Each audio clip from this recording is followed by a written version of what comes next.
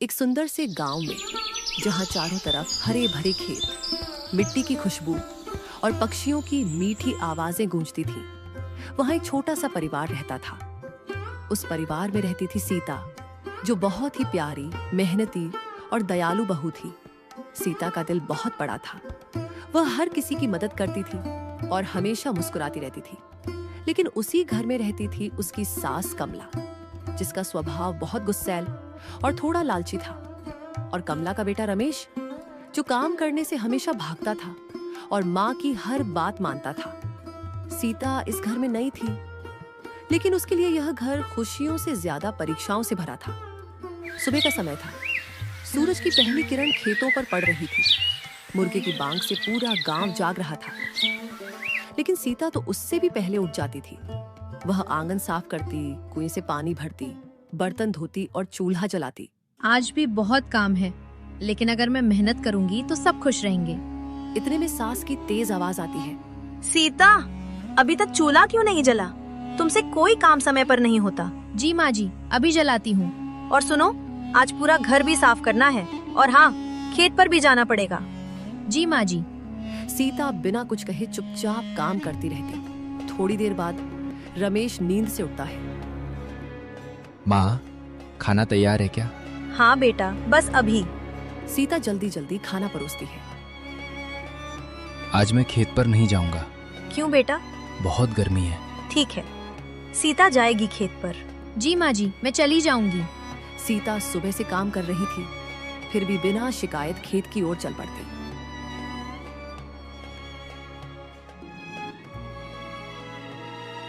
धूप बहुत तेज थी। सीता खेत में काम कर रही थी। पसीना उसके चेहरे से टपक रहा था। इतने में गांव की एक बूढ़ी दादी वहां से गुजरती है। बेटी, तुम सुबह से काम कर रही हो? जी दादी। तुम्हारी सास और पति कहाँ हैं? वो घर पर है। बेटी, तुम बहुत अच्छी हो। भगवान तुम्हें जरूर खुशियाँ देगा।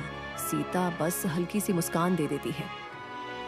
शाम को जब सीता घर लौटती है तो वह बहुत थकी हुई होती है, लेकिन काम अभी भी बाकी था।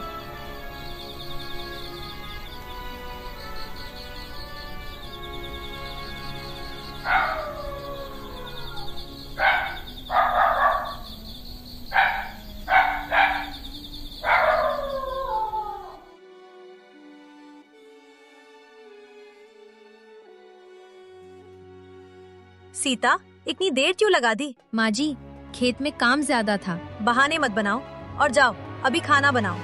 सीता चुपचाप फिर से काम में लग जाती है। गांव के लोग अक्सर यह सब देखते थे। सीता बहुत मेहनती लड़की है। हाँ, लेकिन उसकी सास और पति उसे बहुत परेशान करते हैं। फिर भी वो कभी शिकायत नहीं करती। शायद यही उसकी अच्छाई है।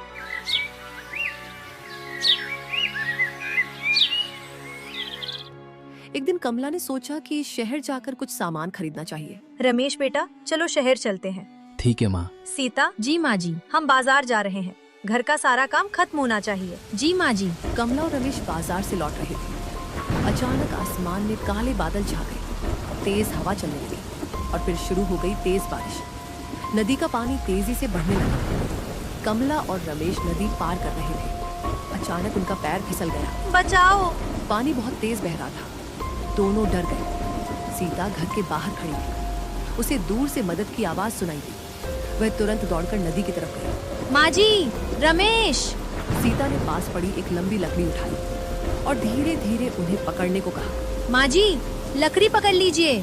बहुत मुश्किल से सीता ने दोनों को नदी से बाहर निकाल लिया। कमला और रमेश जमीन पर बैठ गए। दोनों बहुत डर गए थे। सीता, अगर तुम नहीं आती तो आज हमारा क्या होता?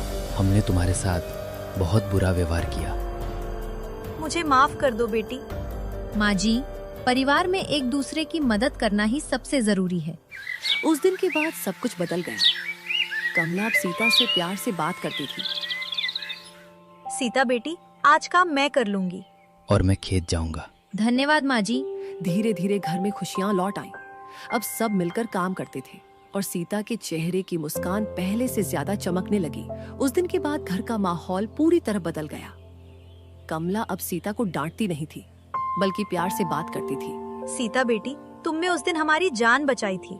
अब से तुम इस घर की बहू ही नहीं, मेरी बेटी हो। माँ जी, आपने ऐसा कह दिया, यही मेरे लिए सबसे बड़ी खुशी है। और मैं भी अब आलस नहीं करूंगा। मैं खेत में मेहनत करूंगा। अब तीनों मिलकर काम करने लगे थे। कुछ दिन बाद एक नई परेशानी सामने आई। गांव में बारिश बहुत कम हुई थी। खेत सूखने लगे थे। माँ, अगर ऐसे ही रहा तो हमारी फसल खराब हो जाएगी। हाँ बेटा, इस बार तो बहुत मुश्किल हो सकती है। सीता थोड़ी देर सोचती है। अगर हम मिलकर मेहनत करें तो शायद कोई रास्ता निकल आए। सीता ने गांव के बुजुर्गों से बात की। उसे पता चला कि पास के जंगल में एक पुराना तालाब है। अगर वहां से पानी लाया जाए तो खेत बच सकते हैं। रमेश, अगर हम नाली बनाकर तालाब का पानी खेत तक ले आएं, तो हमारी फसल बच सकती है। वाह, ये तो बहुत अच्छा विचार है। लेकिन ये काम बहुत मुश्किल होगा। अगर हम सब मिलकर करेंगे तो हो जाएगा।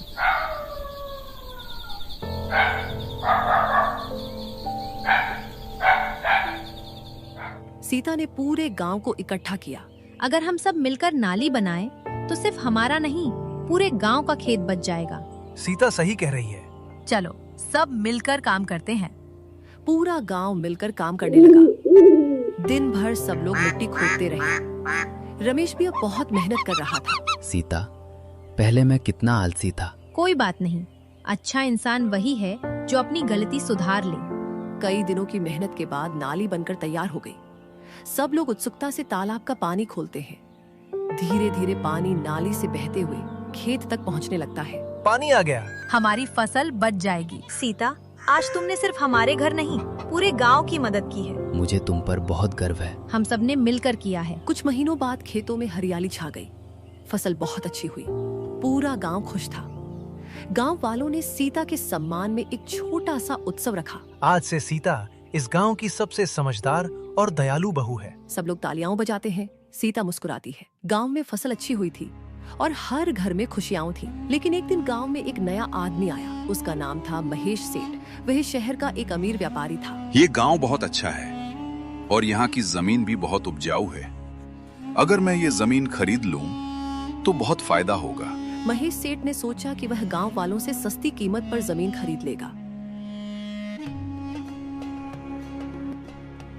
महेश सेठ गांव वालों से मिलने लगा। अगर तुम लोग अपनी जमीन मुझे बेच दो तो मैं तुम्हें बहुत सारे पैसे दूंगा। कुछ गांव वाले लालच में आ गए। इतने पैसे हमें कभी नहीं मिले। शायद जमीन बेच देना ही सही होगा। लेकिन सीता को यह बात सही नहीं लगी। अगर हम अपनी जमीन बेच देंगे तो खेती कैसे करेंगे? हाँ, फिर हमारा गुजारा कैसे होगा? सीता सही कह रही है। लेकिन महेश सेठ धीरे धीरे लोगों को मनाने लगा। महेश सेठ ने सोचा कि अगर गांव वाले नहीं माने तो उन्हें डराकर जमीन लेनी होगी।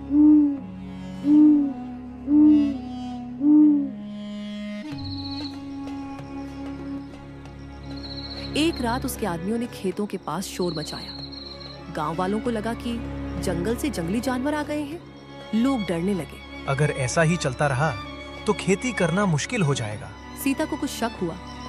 वह रात को छुपकर खेतों की तरफ गई। तभी उसने देखा कि कुछ लोग जानबूझकर शोर कर रहे थे। ये तो महेश सेठ के आदमी हैं। अब सीता समझ गई कि यह सब एक चाल है।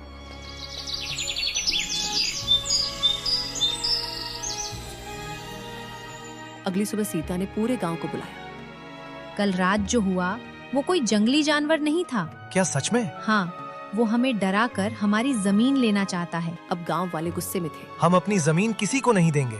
हम सब मिलकर इसका सामना करेंगे। सीता, तुमने हमें सही समय पर सच बताया। गांव वाले महेश सेठ के पास गए। हम अपनी जमीन नहीं बेचेंगे। और अगर आपने हमें डराने की कोशिश की तो हम पंचायत में शिकायत करेंगे। महेश सेठ समझ गया कि उसकी चाल पकड़ी गई है। मुझे माफ कर दो, मुझसे गलती हो गई। महेश सेठ गांव छोड़कर चला गया।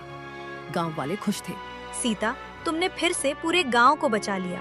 सच में तुम बहुत समझदार हो। हम सब मिलकर रहें तो कोई हमारा नुकसान नहीं कर सकता। समय बीतता गया। गांव में शांति और खुशियां बनी रही। सीता अब पूरे गांव की सबसे सम्मानित बहू बन चुकी थी।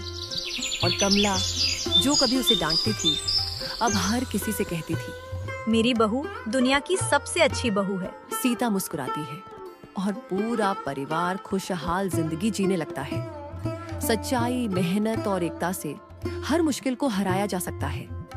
और जो इंसान दूसरों के लिए अच्छा सोचता है, वह हमेशा सबके दिल में जगह बना लेता है।